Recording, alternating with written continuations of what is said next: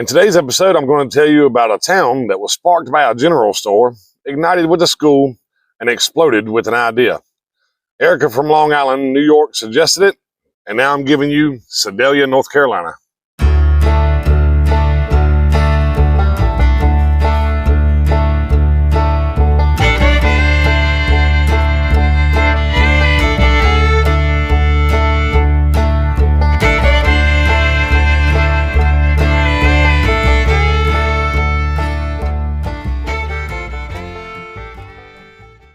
Welcome to the NC Everything Podcast. I'm your host, Curtis, and this is a bi-weekly show where I talk about everything that has anything to do with North Carolina. Again, welcome all listeners, new and old, or veteran listeners and new listeners. Normally, I do a lot of talking before the episode starts, but I don't know if you can tell behind me, but there's some big thunderhead clouds rolling in, so I'm going to go ahead and get into it before the rain gets here. I do want to say, as always, if you like the show, don't forget to rate, review, and subscribe. Check out the links below so you can get more NC Everything on the Facebook group. My email address is down there in case you have a suggestion for a show. And if you're watching and you'd rather listen, you can find me on most podcast players. And if you're listening and you want to put a face behind the voice, there's a link in the description below for the YouTube channel. Also, before I get started, I forgot to mention this in the last episode. I'm trying to get better at bumping my other show I do with my wife, but we do Tasting NC, and it's a show where we taste everything that has anything to do with North Carolina. And the next episode coming out, I think, is hot sauce. Actually, by the time this episode comes out, hot sauce should be on the air. Tasting NC, you can find it under the NC Everything Podcast YouTube channel, and I'll have a link below for that too. So anyway, let's go ahead and get into it. Like I said, Erica from Long Island, New York suggested this. The reason I got a suggestion from somebody from Long Island, New York is because she won't be in Long Island for much longer. She's moving to Sedalia, North Carolina, so that was her suggestion. And she might actually be in Sedalia now. I'm not sure, but if you're listening to this, Erica, thank you for the suggestion. So this story is mostly about Charlotte Hawkins Brown. We'll start with her anyway. She was born on a farm near Henderson in 1883, exactly 100 years before I was. She was the granddaughter of a slave. And I tried to find out if her granddaddy worked on that same farm. I couldn't find out for sure. But in 1888, she was 5 years old. Her and her mama moved to Cambridge, Massachusetts. I'm not sure about where her father was during all this or if he was still in the picture. But the reason they moved to Massachusetts was to get away from the Jim Crow laws of the South. And her mama wanted Charlotte to have a better chance at education. The South was still pretty segregated, and options for black people in the South for education were still pretty limited. Up north, her mama marries a brick mason named Edmund Hawkins. Now, it turns out Charlotte was pretty gifted when it came to her schooling. She attended Alston Grammar School and the Cambridge English High School. Well, while in high school, she gets a job as a babysitter for a family in Cambridge. One day she's walking down the road, and with one hand she's pushing a baby carriage, and with the other hand she's reading a copy of the book Virgil. Now about that book. Publius Virgilius Maro was an ancient Roman poet. The book she was reading was one of 12 books that make up an epic poem that follows the journey of Aeneas from after the fall of Troy. Anyway, Aeneas leads his troops to Italy, where they eventually established the city of Rome. And the point is, this book is pretty advanced for a high schooler, for one thing, but it's certainly advanced for a black high schooler back in that time. So this unusual sight caught the attention of another lady who was walking down the street. Her name was Alice Freeman Palmer. She was the second president of Wellesley College. Alice Palmer was immediately intrigued by young Charlotte, and she introduces herself and begins a conversation. She learns that Charlotte planned to enter the state normal school in Salem, Massachusetts, following her high school graduation. And remember, a normal school is a school for teachers. It's teaching teachers how to teach. So Miss Palmer, she offers to pay for all of Charlotte's schooling. And in 1901, Charlotte meets a field secretary for the Women's Division of the American Missionary Association. Google says that the American Missionary Association, or AMA, was an abolitionist group founded on Protestant beliefs. Anyway, it focused on getting rid of slavery, education for African Americans, racial equality, and promoting Christian values. The field secretary persuaded Charlotte to return to North Carolina and serve the American Missionary Association in its effort to educate blacks in North Carolina. So after receiving permission to leave the Salem Normal School, before she actually had a chance to graduate from the normal school, she goes back south on October 10th, 1901, back to North Carolina. Now remember, Charlotte was born in Henderson, North Carolina. I don't think she had ever been in the area of Sedalia. So because of this, she thought she was going to this really well-established school down toward Greensboro. When she got there, she found what was literally just a train stop in the middle of nowhere called Sedalia.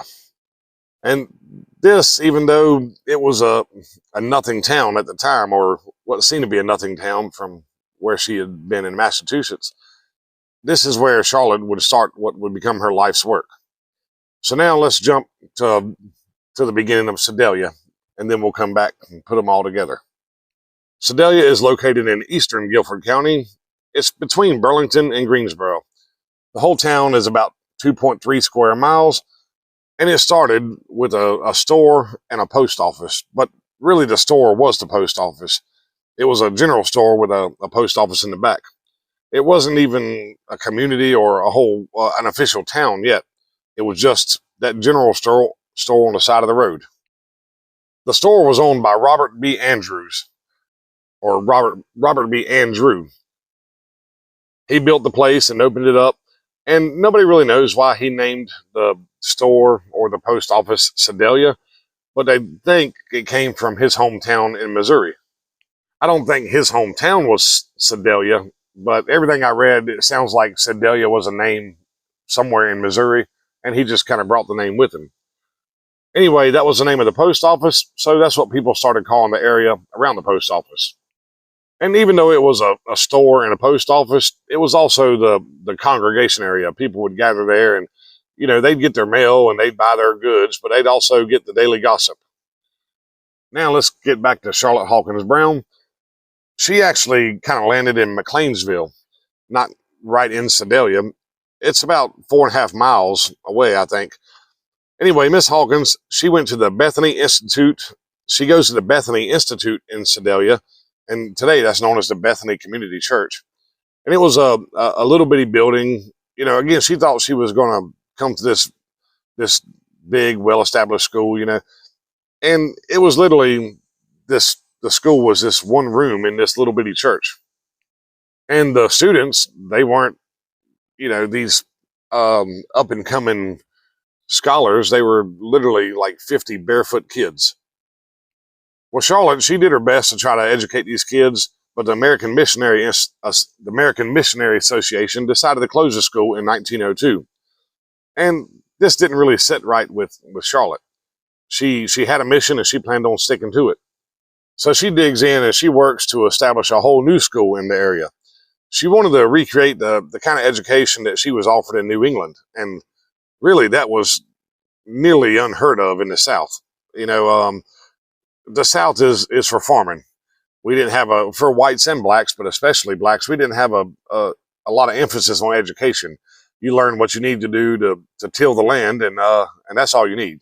A lot of people could grow 1,000 acres of cotton, but they couldn't read 3 words out of the Bible. And in 1900, even though it says about 2,000 privately operated schools for African Americans, most of the teachers teaching these African Americans only had an elementary school level education. So Charlotte, obviously she had a far, far higher education than most teachers who are currently working in the South. So if she was going to continue her mission, she needed some money. So she heads back up to Massachusetts to get some funding. And Alice Palmer had introduced her to some of the high society in Massachusetts before she came back to North Carolina. So she spoke with Harvard's Charles W. Eliot and Charles D. McIver. They were Harvard bigwigs. They liked her idea and they offered her some money or wanted to help her anyway. And she was able to raise enough money to keep the McLeansville school open for just one more year. Sadly, Alice Palmer would die the next year in 1902. So Charlotte reorganized the school and named it the Palmer Memorial Institute in honor of Alice Freeman Palmer. And that's just a name. The Palmer Memorial Institute, it sounds really nice, but they didn't have a school yet. In fact, the first class met in the back of a remodeled blacksmith's shop. And starting a school in the South in 1900 for little black kids, that sounds like it's got disaster written all over it for racial reasons. But surprisingly, the school was actually really well received in the area. Charlotte Palmer, she taught the reading and writing and math, but a lot of the school's education was kind of focused around agriculture and industrial lessons, and, well, agricultural and industrial living in the rural setting, to be more specific. Well, as word spread about what Charlotte was doing here in North Carolina, a lot of people, they got pretty interested in what was going on. And word got all the way back to Massachusetts.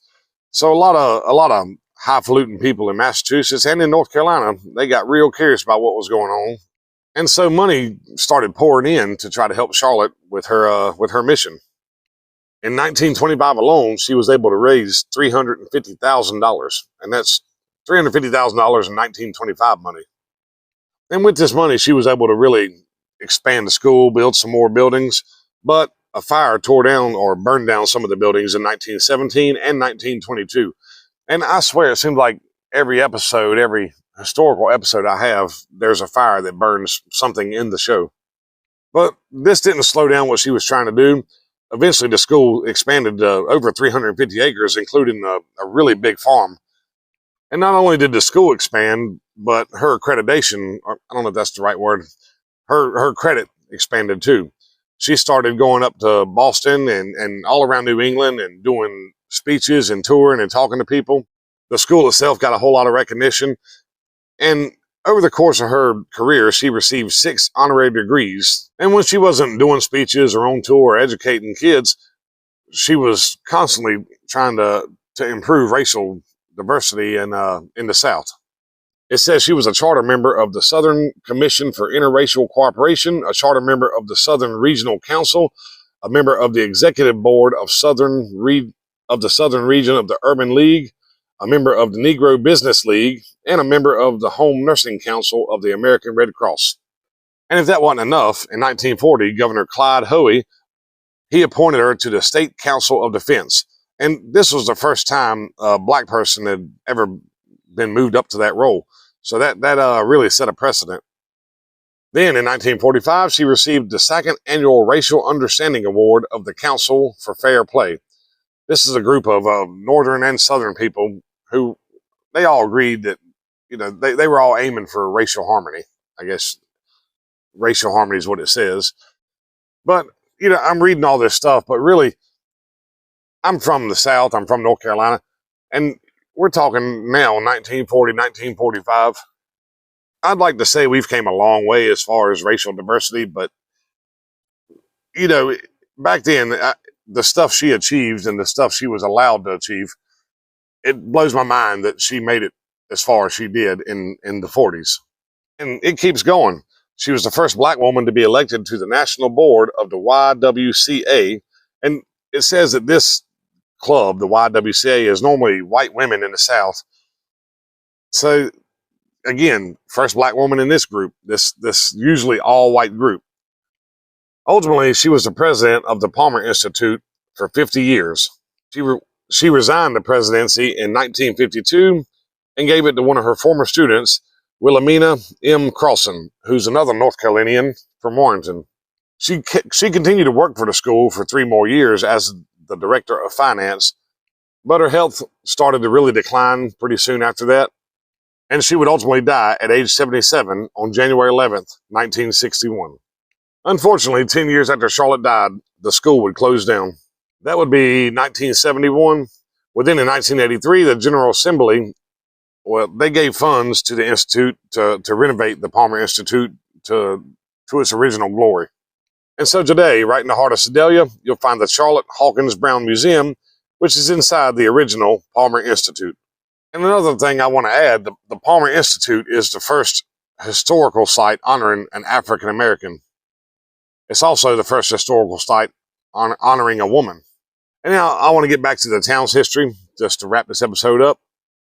This whole time with Charlotte Hawkins Brown, the town of Sedalia was still unincorporated. It was just really a community. But then in the 70s, a bunch of residents there in Sedalia, they got organized by a guy named John Vaughn, and they started kind of talking about the need to be an incorporated town. And remember, they had Greensboro to the west, and they had Burlington to the east. Now, Greensboro is far larger than Burlington. It definitely was back in the 70s. But you got to think they're surrounded by these two cities, two cities. And they're a thriving little town in the middle. I could see their desire for wanting to incorporate. And another thing that's kind of important, they were Sedalia. If they didn't really incorporate into their own town, a lot of the citizens were worried that they would just kind of be sucked up into the greater Greensboro area or the greater Burlington area. And there's a lot of history in Sedalia, as you can see, as I've talked about, and they really didn't want to lose that history. So eventually they got the ear of Senator Bill Martin, and he drafted up a bill or a letter to try to get them incorporated. He gave it to the North Carolina Senate and House of Representatives. And right away, there was opposition from Greensboro and Burlington. And I'm not sure all the details on what would happen to larger cities if a smaller town between them incorporated, but a big reason for the outcry was the boundary changes. Because now, I guess the way it works, Burlington goes out into the country, then you got Greensboro. You'll have to kind of make sure you have the boundaries of Sedalia laid out. And for all I know, it might be just a paperwork thing. The pencil pushers may not want to do the paperwork. It also gives Sedalia a bigger voice in politics, and that can certainly affect Greensboro and Burlington. But ultimately, the bill was passed, and Sedalia became its own town in 1997. And the town motto is Sedalia, our heritage, our roots, our future. And today, the town of Sedalia has a population of about 620. And I've been through Sedalia. I didn't stop, and I wanted to go through before I recorded this episode. And there's a chance I'll still go through the town before this episode comes out. But I've definitely been through, and I've seen the Palmer Institute. Back then, I didn't know what I was looking at. There was a historical sign, and I'm sure I glanced at it, but I didn't do the research at that time, so nothing really stood out to me, Now that I know I've been through there, I would definitely like to go back and actually walk around the town a little bit. But that's my Sedalia episode. Erica, and everybody else, I hope it was a good one. I started the research, and I had to read several articles to put together an episode. As important as Sedalia was, there's not immediately a whole lot of research or a whole lot of stuff to find on it. That may indicate that the town and its history are starting to slide into legend, into the past, But I did some digging, and though I was worried I wouldn't be able to put together an episode, I hope I put together a good one. I've had a few listener suggestions in the past, and I looked and looked and looked, and there's just not enough information to even do an episode. And I have said this in past episodes. A lot of times I'll kind of put them in a different folder because I may be able to put them into a larger episode later on. So the suggestions that didn't work out, they're gone but not forgotten. Anyway, that is the end of episode 107. Don't forget to rate, review, and subscribe. And if you got an idea for an episode, definitely reach out. I want to hear all of them. And if you do suggest an episode, I have a few ahead of you, so it could be a little while before I get to it, but I definitely like researching the suggested episodes. And that's all I got. Don't forget to check the links below for everything else, and I'll talk to you in a couple weeks.